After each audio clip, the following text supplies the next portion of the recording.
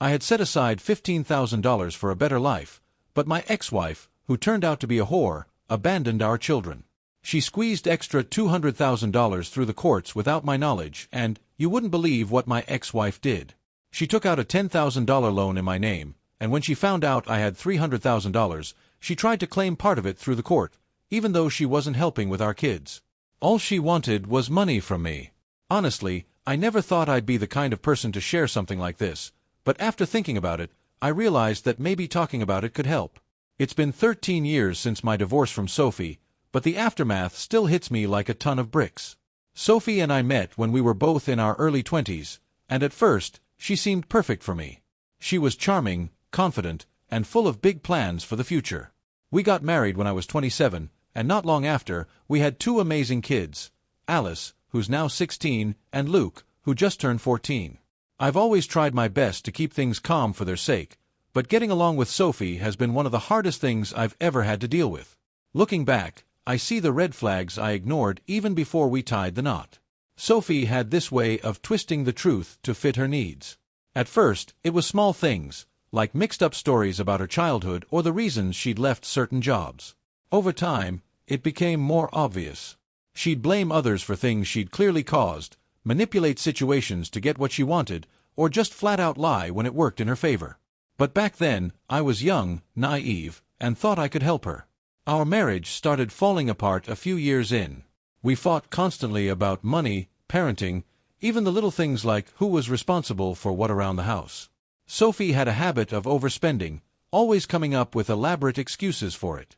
Meanwhile, I was working long hours, doing everything I could to cover our bills, and it often felt like I was playing both roles, as the provider and the parent.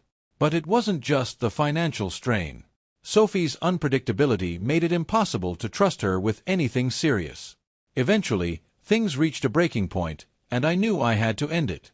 But Sophie made the whole divorce process a nightmare. It dragged on for over a year. Every time we seemed to be getting close to an agreement, Sophie would change her mind or make some ridiculous accusation to delay everything. It didn't seem like she cared about a fair resolution. It was more like she just wanted to wear me down. After countless sleepless nights and stressful court appearances, we finally reached a settlement. We agreed on 50-50 custody of the kids and decided to share the expenses equally. Neither of us would have to pay alimony, which seemed like a relief at the time. But looking back, I realized that was just another one of Sophie's manipulation tactics. She didn't want anything on the record that could hold her accountable. Adjusting to the new custody arrangement wasn't easy. The kids were still really young. Alice was only 3, and Luke was a baby. Splitting time. It wasn't easy, but I did my best to make it work. Living between two homes was confusing for the kids at first, and honestly, it broke my heart. I did everything I could to create stability for them, keeping their routines as consistent as possible, making sure they had what they needed. Sophie, though, she treated her custody weeks like they were her own free time, and the kids were just there. It wasn't about them, it was about her. They'd tell me that most of the time, they were with babysitters while Sophie was out doing whatever she wanted. Money became another battlefield. Even though we had an agreement to split costs, Sophie constantly forgot to contribute. Daycare, school fees, you name it, she always had an excuse. She'd say she lost track of the bills, or that she had some unexpected expense, or she'd blame me for not reminding her. And you know what? I just ended up covering everything myself to avoid the endless stress of fighting her. At one point, I even considered going back to court to try and hold her accountable, but the thought of reliving that hell was enough to make me want to shut down completely. But things didn't get better. They only got worse. I'll never forget when Alice needed braces. I emailed Sophie to ask if she'd split the cost with me. She agreed, over email, in black and white. But when the bill came due, she vanished. Ghosted me. When I confronted her, she denied ever agreeing to anything and accused me of trying to scam her. I had no choice but to pay the entire bill myself. Alice needed those braces. I couldn't let her suffer because Sophie couldn't keep her word. And then there was the time Sophie tried to drag me back into court, accusing me of not sticking to our custody agreement. She said I was keeping the kids longer than I should have. But it was all lies. Everything was documented. I had meticulous records of every pickup, every drop-off.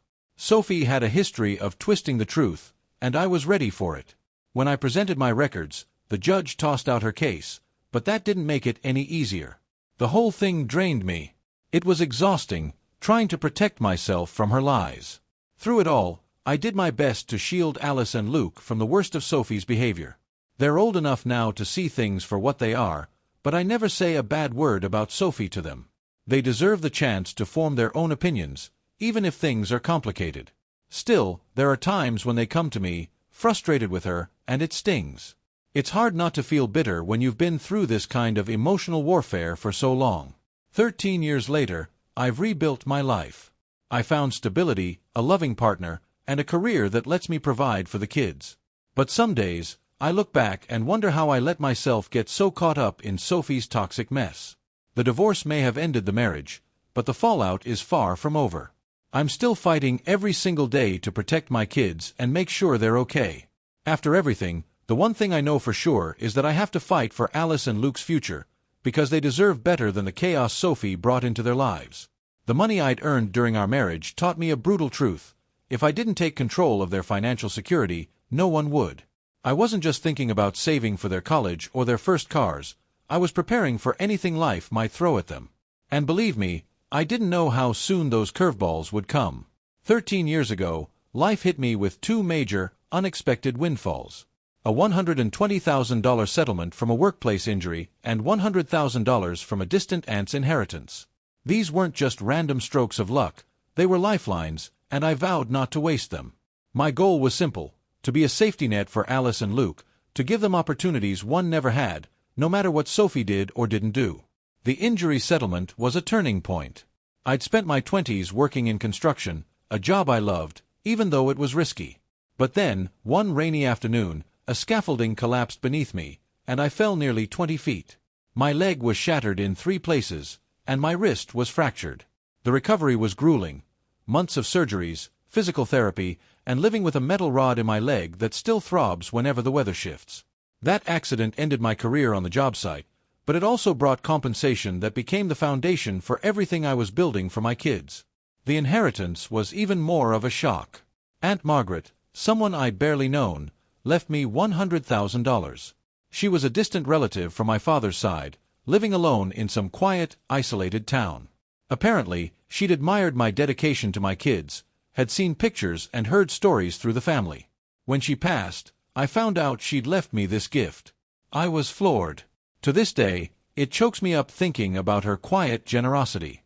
With that $300,000 in hand, I dove headfirst into planning for their future. I met with financial advisors, read everything I could, attended seminars on college savings plans. Every cent of it was earmarked for them: tuition, down payments, emergencies, whatever they might need. It felt like I was finally in control after years of financial chaos with Sophie. But of course, Sophie found a way to turn it into a battlefield. When she found out about the settlement, thanks to Alice innocently mentioning it, she called me, demanding her share. She insisted that since the injury happened while we were still married, she was entitled to a cut of the money. I reminded her, calmly but firmly, that the divorce agreement had already settled everything. She had no legal claim. But her response? It was the same as always: manipulation, lies, and entitlement. The insults and barely veiled threats about dragging me back to court never stopped. Every time I thought I'd seen the worst, Sophie would find a new way to manipulate, control, or make my life miserable. But I held my ground. The stress of dealing with her, though, was a constant reminder of why I had to be so careful with the money. I couldn't let her destroy their future, too. The first real test of my financial planning came when Alice turned 12. She was always an incredibly bright, ambitious kid, and she got accepted into an advanced STEM summer program that cost nearly $5,000. I was ecstatic for her. But I knew Sophie would balk at the idea of contributing. True to form, when I brought it up, Sophie scoffed and said, "You've got all that settlement money. Why should I chip in?" The audacity! I didn't even try to argue. I paid for the program myself, and Alice thrived. Watching her confidence grow made it worth every single penny. Then, not long after, Luke needed braces. The orthodontist quoted $6,000, and once again, Sophie flat out refused to help. Her excuse? She was saving up for a family vacation with her new boyfriend, Brian. A guy she'd been dating for 6 months. She couldn't spend a penny on her son's medical needs, but somehow, a vacation to Cancun was a priority. The irony wasn't lost on me. I paid for the braces, just like I paid for Alice's STEM program, and quietly added the cost to my mental tally of Sophie's never-ending failures. But through all the frustration, I kept my eye on the bigger picture. I wanted to teach Alice and Luke about financial responsibility, and I did. When Alice got her first job at 15, I sat her down, helped her open a savings account, and taught her about budgeting. Luke, who's more of a spender, needed a little more convincing, but eventually he got it. I wanted them to understand that the money I saved wasn't just a free-for-all. It was the foundation they'd need to build their future. Then, just when I thought I'd seen the worst of Sophie's behavior, she pulled off the most unbelievable stunt of all. Last year, I discovered she'd taken out a credit card in Luke's name. I didn't find out until Luke started getting calls from debt collectors. The poor kid was confused and terrified. When I confronted Sophie, she denied everything, of course. Then she had the nerve to claim it was a harmless mistake.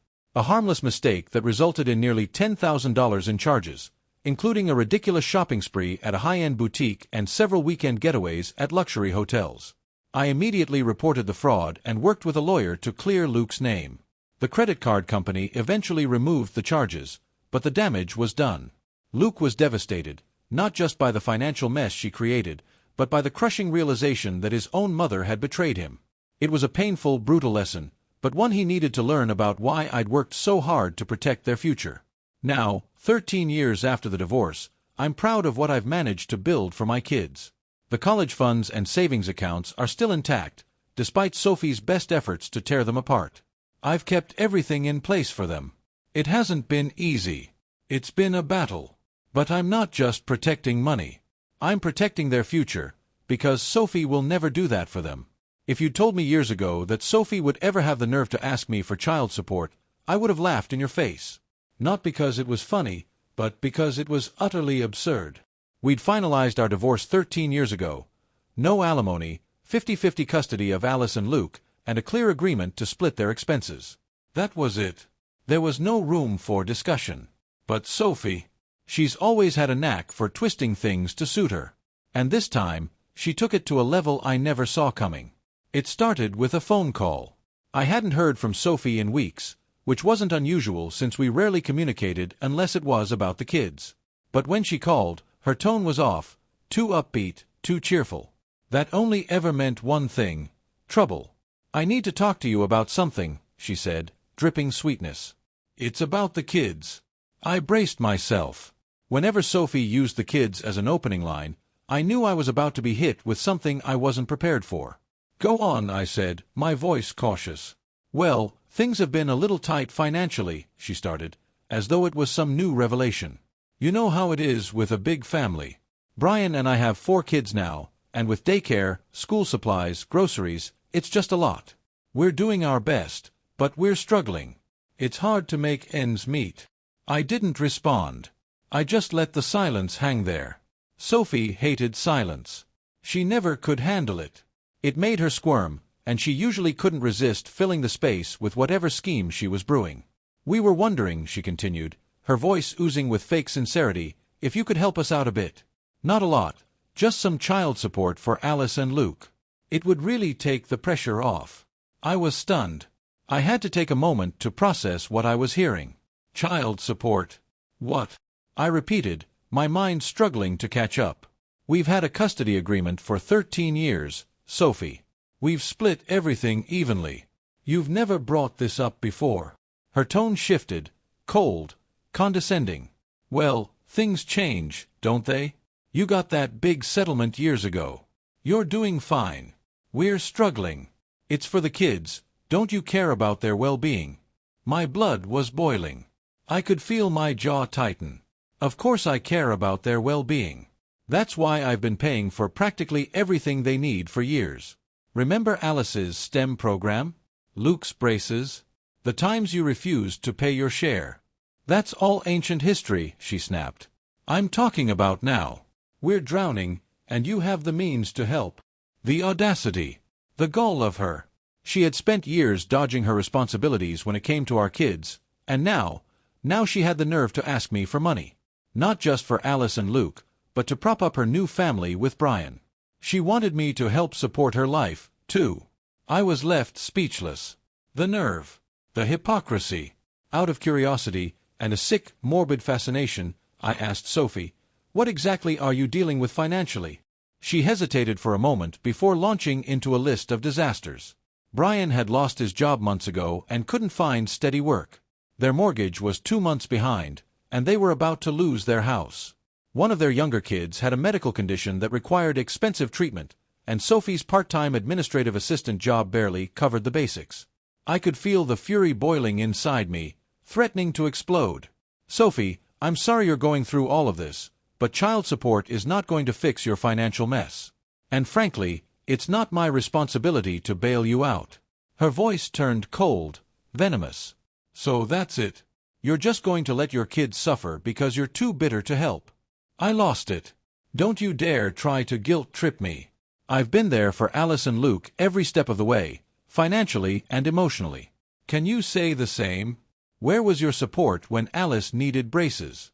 Or when Luke needed a new laptop for school? You're not asking for help for them, Sophie. You're asking for a bailout for your life choices." There was a long, agonizing silence before the line went dead.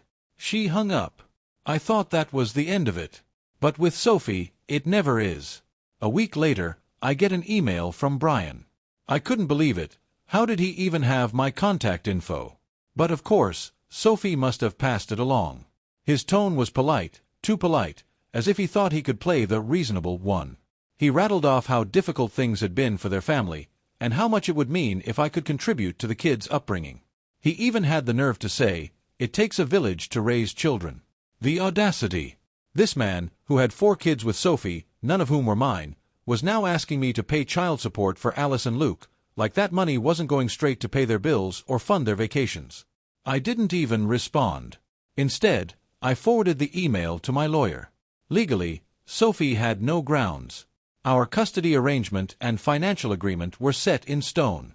But that didn't stop her from trying to manipulate the situation. Over the next few weeks, Sophie called me multiple times, begging, guilt-tripping, and threatening. One night, she had Alice call me, clearly coached, to ask if I could help so things aren't so stressful at home. That was the final straw. The next day, I sat Alice down and explained, as gently as I could, that her mother's financial mess had nothing to do with me. I was already doing everything I could for her and Luke. She seemed to understand, but I could see the hurt in her eyes, torn between 2 worlds. It absolutely broke my heart to see her caught in the crossfire of Sophie's manipulative games. Things really spiraled when Sophie and Brian decided to show up at my house uninvited. I was just outside mowing the lawn when I saw their car pull into my driveway. Sophie got out first, with Brian trailing behind her, looking like a puppy that had just been scolded but too stubborn to stay down. "Sophie, this isn't the time or place," I said, doing my best to keep my cool. "We just want to talk," she insisted, her voice desperate, almost pleading. Against my better judgment, I agreed to speak with them, but it didn't take long for the conversation to turn into a full-blown argument. Sophie was quick to accuse me of being selfish, of not caring about her or the situation she and Brian had gotten themselves into. Brian, as usual, tried to play peacemaker, which only made things worse. At one point, Sophie lost it, tears streaming down her face as she claimed that if I didn't help, she and Brian would end up on the streets. I stood my ground. "Sophie, I'm sorry you're in this mess, but I'm not your safety net. You and Brian need to sort this out on your own. My responsibility is to Alice and Luke, and I'll keep supporting them, but I won't be pressured into funding your life." They left soon after, Sophie sobbing uncontrollably, and Brian muttering under his breath about how he thought I'd be more understanding. The whole ordeal left me exhausted, but it also solidified something I've always known. Sophie will always put her own interests first, no matter the cost. She's willing to use our kids as pawns in her twisted games.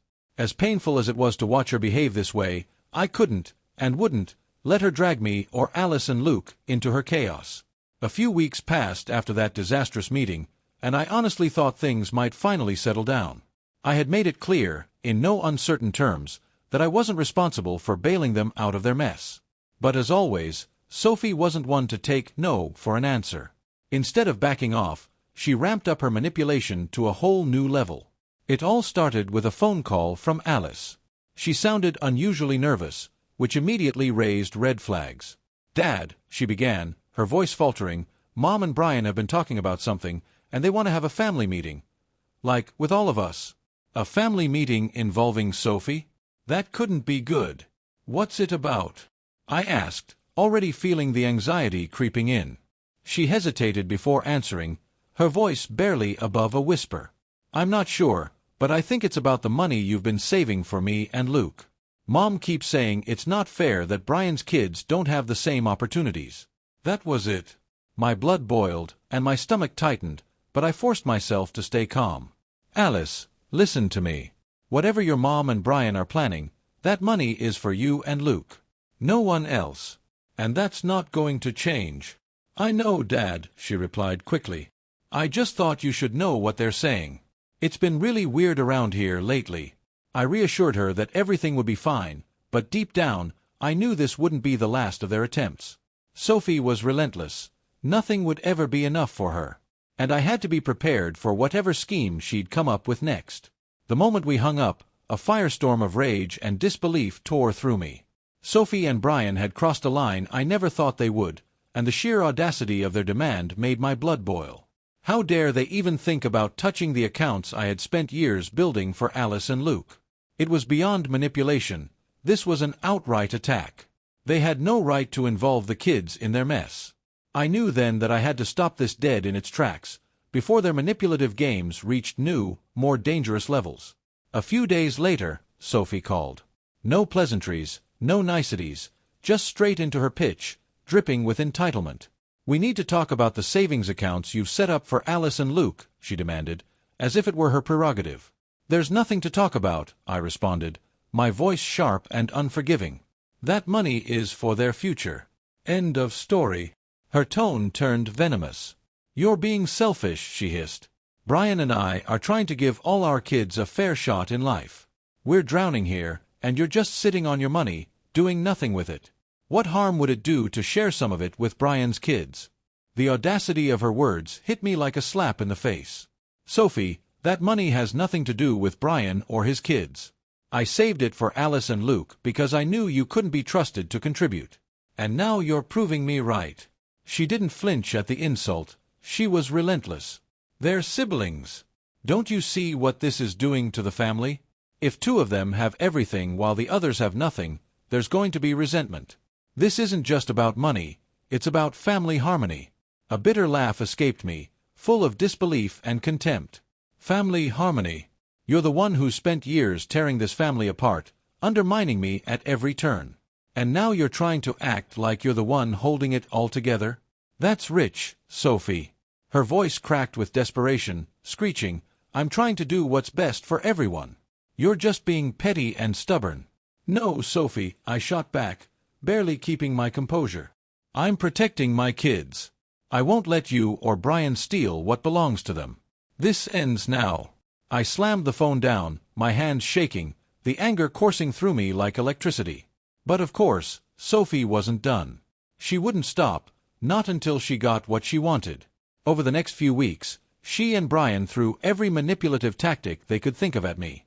They called non-stop, sent texts, and even showed up uninvited at my house. Same argument every time: fairness, equality, family. But I saw right through them. At one point, Brian even suggested we put together a legal agreement to split the savings among all the kids. "It's not about taking anything from Alice and Luke," he said, trying to sound reasonable, like he was doing me a favor. "It's about making sure all the kids have a fair shot." I could barely believe what I was hearing. "You're talking about taking money I earned, money I saved for my kids, and giving it to children who aren't even mine. How is that fair? How is that even reasonable?" "They're your kid siblings," Brian said, his voice rising, pushing his point like it made any sense. "Don't you want them to grow up feeling equal?" "This is not about equality," I spat, fury boiling over. "This is about you and Sophie trying to fix your financial disaster at my expense. You want my hard-earned money so you can bail yourselves out, and it's not happening. The answer is no. And it will always be no." Their attempts were maddening, infuriating, but no matter how hard they tried, I wasn't budging. I was done being manipulated, done being guilt. If they thought they could pressure me into giving them a dime, they were in for the fight of their lives. And I was ready for it. What really pushed me over the edge, what truly enraged me, was how Sophie started involving Alice and Luke in her schemes. She had always been skilled at manipulating people, but now she was turning those same tactics on our kids, twisting their emotions for her own gain. She framed the whole situation as a moral dilemma, asking things like, "Don't you think it's unfair that you and Luke have so much, while your brothers and sisters have so little?" To her credit, Alice saw right through it. One night, after another of Sophie's guilt trips, she came to me, tears in her eyes. "I hate the way Mom's trying to make me feel guilty," she confessed. "It's not my fault they're in this situation. I didn't ask for any of this." It broke my heart to see Alice struggle with it, but at least she was strong enough to resist Sophie's manipulation. Luke, however, was a different story. He was younger, more impressionable, and Sophie's constant guilt trips began to take a toll. One night, out of nowhere, he asked me a question I never thought I'd hear. "Dad, do you think we should share the money?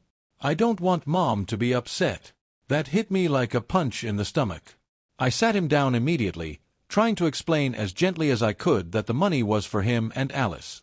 I told him that it was my job to make sure they were taken care of, and that they didn't need to worry about what their mom said. "This isn't your responsibility," I assured him. "You don't need to carry this burden." But Sophie wasn't done yet.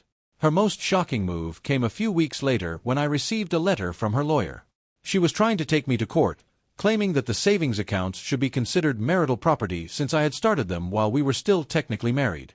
It was a ludicrous argument, one that was already addressed in our divorce settlement. The financial matters were settled, but Sophie, never one to back down, was dragging me into another legal battle. Thankfully, my lawyer was confident we'd win. He pointed out that the accounts were in my name, funded solely by my income and the settlement for my injury, both of which had been explicitly excluded from the divorce agreement. Still, the process was exhausting and expensive. Every court appearance, every filing fee, every hour spent preparing my case felt like another slap in the face. Eventually, the judge dismissed Sophie's claim, ruling that she had no legal right to the savings accounts. It was a huge relief, but the damage had already been done. Sophie's actions had only deepened the rift between her and the kids, especially Alice. One night, Alice told me, her voice full of bitterness, "She cares more about money than she does about us. I don't even want to stay at her house anymore." Hearing that was heartbreaking, but honestly, I couldn't blame her. Sophie's manipulation had backfired, and the result was a fractured relationship with the kids that would be hard to repair. As much as I wanted to shield Alice and Luke from her toxic behavior, I knew some lessons could only be learned the hard way. And just when I thought things couldn't get worse, Sophie found a new way to escalate the situation. She was relentless, and this time, I knew it would be a fight to the bitter end.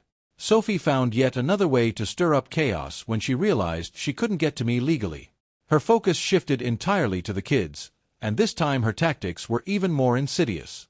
She wasn't just trying to manipulate me anymore. She was trying to manipulate Alice and Luke directly, making them feel responsible for the financial struggles of her new family. It was an all-out psychological assault on their emotions. It all started after one of Alice's custody weeks with Sophie. She came home looking upset, her usual bubbly demeanor replaced by an uncharacteristic quietness. At first, I thought maybe she was just tired, but when I asked if everything was okay, I immediately sensed something was off. "Mom's been saying some stuff," she admitted after a long pause. Her voice was hesitant, and she avoided my eyes.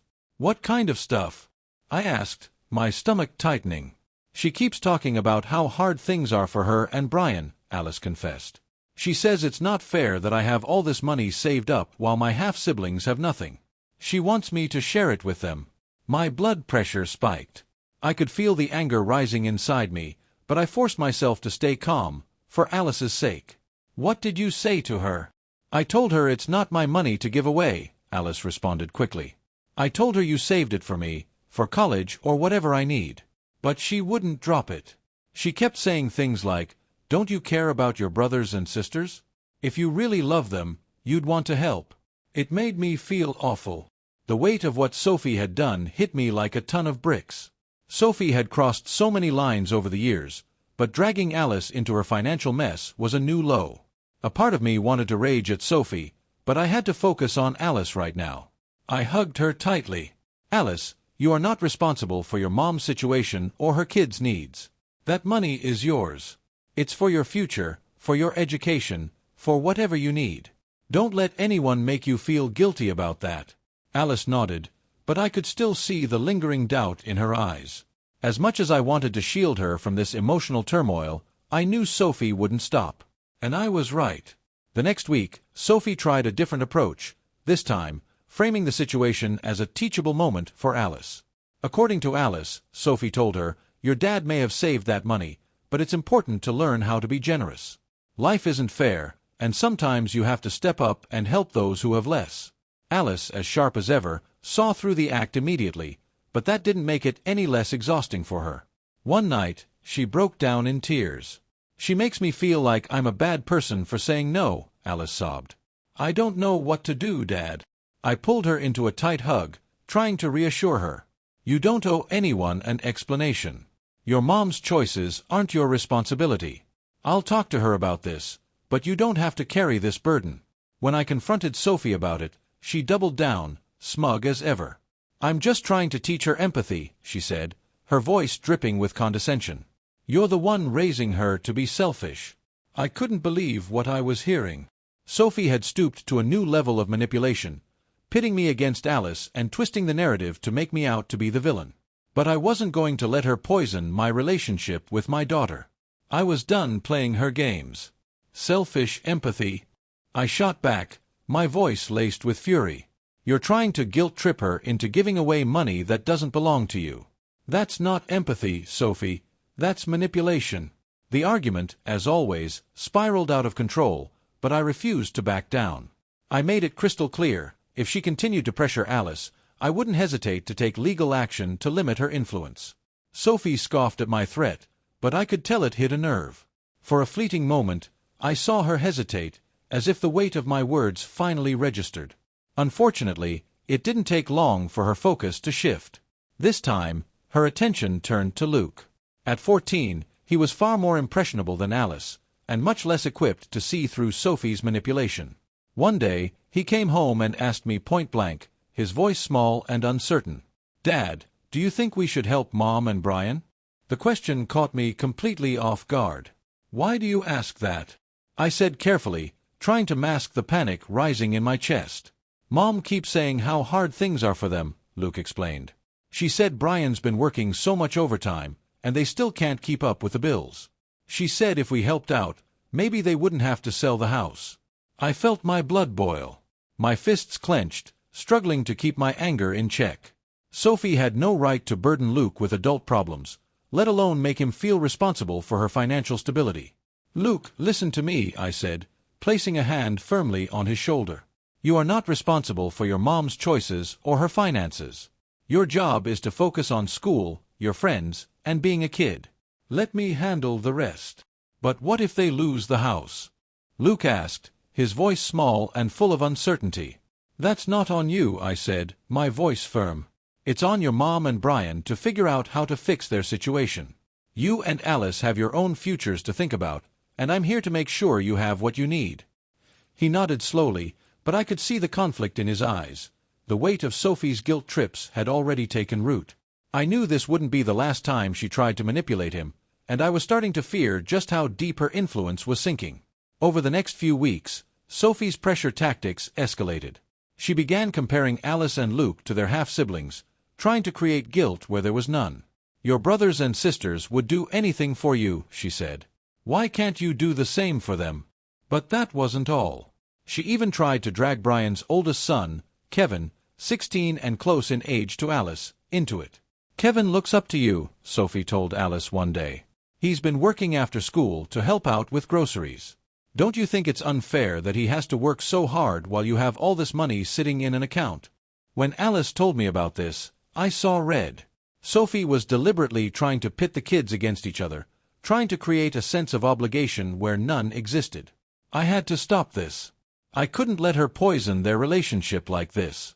I called Sophie and laid down the law. If you don't stop manipulating Alice and Luke, I will file for full custody, I said, my voice steady but filled with resolve. You've crossed the line, Sophie. This isn't about teaching them empathy. This is about you trying to fix your mistakes by making them feel guilty." Sophie's laughter on the other end of the line was bitter, almost cruel. "You'd love that, wouldn't you?" she sneered. "Taking the kids away from me so you can play the hero. So you can have them all to yourself." The audacity of her words made my blood run cold. She had no idea what it truly meant to be a parent. No idea what it meant to protect your kids from the chaos and manipulation she'd been trying to drag them into. I would do whatever it took to shield Alice and Luke from her toxic games, even if it meant taking this fight to the courts. "Be the hero," I said through gritted teeth, my anger barely contained. "This isn't about me, Sophie. This is about protecting our children from your toxic behavior." But even with the looming threat of legal action, Sophie didn't stop. Instead, she began using more subtle tactics, methods that were even more insidious than before. She started having her younger kids ask Alice and Luke for help directly. It was beyond manipulation. It was emotional abuse. One day, Alice came home, visibly shaken. "Mom had Ethan. He's only 6, Dad. Ask me why I won't help them," she said, her voice trembling. "He said, 'Don't you love us, Alice?'" What was I supposed to say? That was a new low, even for Sophie. Using a 6-year-old to manipulate a teenager was beyond reprehensible. I was seething. The depth of her cruelty was unfathomable. I immediately called my lawyer to discuss my options. I wasn't just dealing with financial manipulation anymore. This was emotional abuse, and I wasn't going to let it continue. That night, I knew I had to have a serious conversation with Alice and Luke. Sophie's relentless attempts to manipulate them had gone too far. She had poisoned the air with guilt, pressure, and confusion, making them question the future I had worked so hard to secure for them. It was time to set the record straight. I waited until after dinner, when things were quiet and calm. I sat Alice and Luke down in the living room. The weight in the air was heavy. They were both silent, clearly anticipating something serious. I looked at them both, making sure to lock eyes with each of them before I spoke. "I need you both to understand something," I began, my voice steady but firm. "The money I've saved for you isn't just numbers in a bank account. It's your safety net. It's your chance to go to college, to start your careers, or to handle emergencies without worrying about how you're going to make it. That money is yours. Only yours. No one, not even your mom, has the right to take it away from you." Alice nodded, her expression a mixture of relief and anger. "I just hate how she makes me feel guilty," she said softly, her voice small. "Like I'm doing something wrong by not helping." "You're not doing anything wrong," I said firmly, the words coming out with the weight they deserved. "You are not responsible for her choices or her family's struggles. Your job is to focus on your future, and I will make sure you have the tools you need to succeed. Let me handle your mom." Luke, however, seemed less convinced. He shifted uncomfortably, looking down at his hands. "But what if they lose their house?" he asked hesitantly, his voice full of uncertainty. "Mom keeps saying it's going to happen if they don't get help." I placed a hand on his shoulder and spoke as gently as I could. "That's not your burden to carry. I know it's hard to hear, but your mom and Brian are adults. It's their responsibility to figure out their finances, not yours. You are my priority, and I promise to protect what's yours." They both seemed to relax a little after that, but I knew deep down that Sophie wouldn't let this go easily. The damage she had done to their hearts and minds couldn't be undone in a single conversation. Still, I was determined to shield them from any more of her manipulation. And sure enough, Sophie escalated her tactics in the worst possible way. She filed a lawsuit against me. The gloves were off now, and I knew the battle was only just beginning. But no matter how far she pushed, I would never let her tear us apart. The lawsuit hit me like a punch in the gut one morning, arriving in the form of a thick envelope, stuffed with legal jargon and barely concealed accusations. Sophie was demanding child support, claiming that she was the primary caregiver for Alice and Luke, despite the fact that we had a 50-50 custody arrangement for years. Her argument was laughable, but it was clear she was counting on the court's sympathy for her financial mess. I called my lawyer, Mark, immediately. Mark had been my ally during the divorce and knew Sophie's tactics inside and out.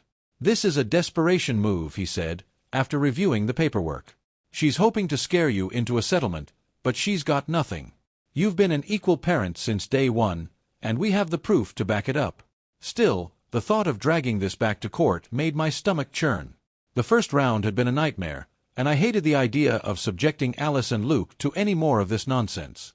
But I knew I couldn't back down. If I did, Sophie would just keep pushing. The court process turned out to be just as exhausting and frustrating as I'd imagined. Sophie's lawyer spun her story of being a single mother on the edge, drowning under the weight of 2 teenagers and 4 younger kids. They painted me as some negligent father who couldn't be bothered to contribute, while Sophie was the true martyr. They conveniently ignored the fact that I had been the one covering nearly every major expense for Alice and Luke over the years. Mark was ready for all of it. He presented detailed records of my contributions, receipts for Alice's STEM program, Luke's braces, school supplies, laptops, countless things Sophie had either refused to pay for or ignored altogether. And he tore apart her story, documenting the numerous times she'd failed to meet her financial obligations, leaving me to clean up the mess. But the real dagger came from Alice herself. Unprompted, she had written a statement detailing how I had been there for her and Luke, both emotionally and financially. She described the time Sophie had pressured her to give up her savings, a moment that shattered Alice's trust. Reading it was gut-wrenching, but it made it undeniable who the stable, reliable parent really was. When it was Sophie's turn to testify, her whole story fell apart. Under cross-examination, she couldn't explain why she'd neglected to pay for shared expenses or why she had dragged the kids into her financial drama.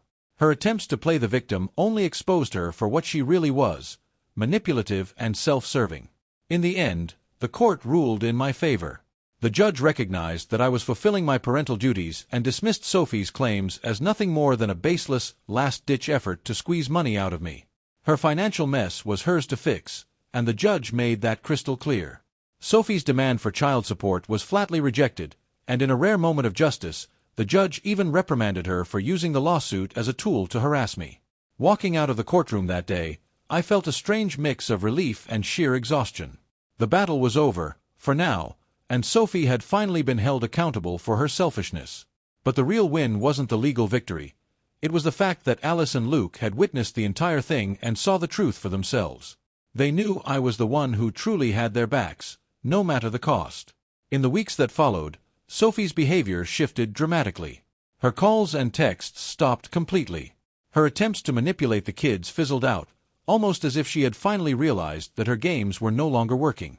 Alice and Luke seemed to breathe easier, as though a heavy burden had been lifted from them. Alice, once weighed down by the chaos, threw herself into her college applications, her excitement for the future reigniting after months of uncertainty. Luke, who had been stuck in limbo, started talking about his dream of becoming an engineer, something he hadn't mentioned in ages. Seeing them thrive, to see them regain their spark, made all the years of stress, heartache, and uncertainty feel worth it. As for me, I kept my focus on one thing, providing for them in every way I could. The savings accounts remained untouched, steadily growing as I added to them whenever possible. But beyond the finances, I started taking a more active role in teaching Alice and Luke about managing money, hoping that they would take these lessons into adulthood, armed with the skills they'd need to avoid the mistakes I had witnessed firsthand. They deserved more than just stability, they deserved the tools to succeed.